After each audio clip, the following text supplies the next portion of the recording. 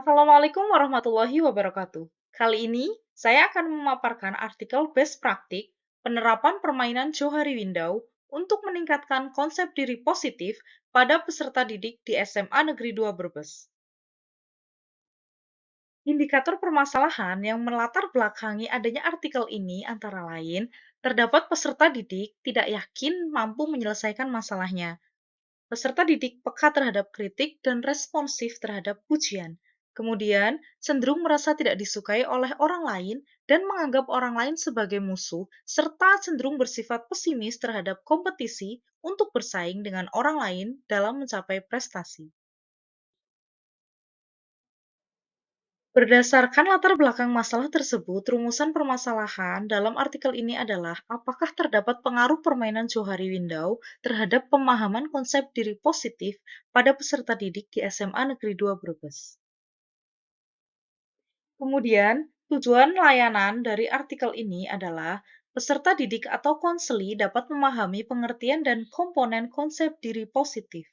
Peserta didik atau konseli dapat memahami faktor-faktor yang mempengaruhi perkembangan konsep diri positif, serta peserta didik dan konseli dapat memahami proses pembentukan konsep diri positif. Waktu pelaksanaan best praktik ini terhitung kurang lebih sekitar 48 hari dimulai sejak tanggal 7 Februari sampai dengan 17 Mei 2024. Dalam melakukan bimbingan klasikal ini dilaksanakan pada hari Kamis 6 Maret 2024. Pelaksanaan bimbingan klasikal ini berlangsung selama 1 jam pelajaran, yaitu 45 menit. Teknik pengumpulan data dalam best praktik ini dilaksanakan oleh praktikan menggunakan metode permainan Johari Window yang dilaksanakan dengan teknik penelitian tindakan kelas atau PTK. Karena tindakan yang dilakukan diterapkan pada layanan bimbingan klasikal di dalam kelas. Penelitian ini dimulai dari tahap identifikasi masalah dengan menggunakan asesmen angket kebutuhan peserta didik di kelas 10-2. Selain itu dilaksanakan tindakan observasi dan wawancara untuk mengetahui berbagai informasi dan analisis penyebab munculnya permasalahan. Kemudian untuk langkah-langkah permainan Johari Window, sebelumnya peserta didik telah menyimak materi yang disampaikan oleh praktikan sebelum melaksanakan teknik Johari Window. Kemudian pada langkah-langkah yang dilakukan untuk melakukan permainan Johari Window, yang pertama, peserta didik menyiapkan satu lembar kertas dan alat tulis secara mandiri. Kemudian, guru BK memberikan perintah kepada peserta didik untuk melipat kertas tersebut sehingga menghasilkan 4 kolom pada kertas. Kemudian setiap kolom diberi nama dan diberi angka 1 sampai 4. Selanjutnya, setiap kolom mempunyai instruksi tersendiri dalam pengisiannya.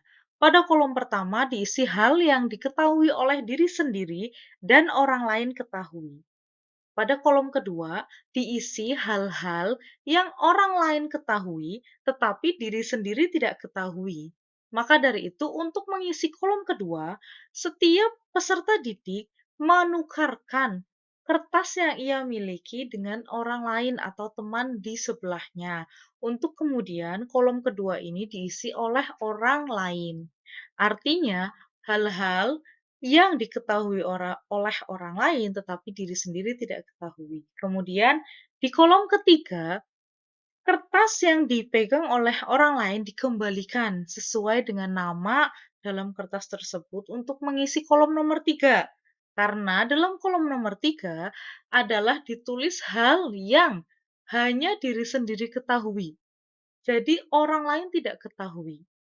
Nah, selanjutnya dalam kolom keempat diisi adalah hal-hal yang ingin dicapai, karena dalam kolom keempat dapat diketahui setelah kita melaksanakan atau mau mencoba hal baru tersebut. Hasil dan pembahasan dari artikel best praktik ini, setelah memperoleh tindakan layanan klasikal dengan metode permainan Johari Window, dari mulai wawancara dan observasi, peserta didik dalam layanan klasikal ini mengalami peningkatan yang signifikan. Perubahan aktivitas peserta didik dalam layanan klasikal ini dapat dilihat pada pemahaman peserta didik tentang kekurangan dan kelebihan yang ia miliki, serta hal-hal yang sebelumnya tidak diketahui oleh peserta didik, namun setelah melakukan layanan kasih kali ini menjadi memahami dan lebih mengetahui tentang dirinya sendiri serta kelebihan dan kekurangan yang dimiliki. Kemudian, kemampuan peserta didik dalam menentukan tujuan karir setelah mengetahui konsep diri positif ini membuktikan bahwa pemahaman yang didapatkan oleh peserta didik mengenai konsep diri positif telah meningkat. Hal ini dibuktikan bahwa pemahaman peserta didik mengalami perubahan mengenai konsep diri yang tadinya belum mereka pahami menjadi mereka pahami dan mampu diterapkan. Selain itu, terdapat perubahan perilaku yang ditampilkan peserta didik dalam bentuk lain. Sebelum dilakukan bimbingan klasikal, peserta didik tampak tidak bersemangat dan mengantuk. Tetapi setelah dilakukan layanan bimbingan klasikal dengan teknik Johari Window, peserta didik lebih bersemangat dan menunjukkan rasa senang serta menyimak materi dengan seksama. Kesimpulan dalam best praktik ini, berdasarkan penjelasan dan pemaparan data yang sudah dijelaskan dan disimpulkan bahwa layanan bimbingan klasikal dengan metode permainan Johari Window dapat meningkatkan pemahaman peserta didik tentang konsep diri positif pada peserta didik kelas 10-2 di SMA Negeri 2 Brebes. Dibuktikan dengan meningkatnya motivasi belajar peserta didik dan minat dalam melanjutkan karir di masa yang akan datang. Mengembangkan pandangan diri peserta didik dalam menentukan tujuan hidup yang ingin dicapai. Setelah diberikan layanan bimbingan klasikal dengan permainan Johari Window, proses belajar menjadi lebih aktif dan hasil belajar menjadi lebih maksimal.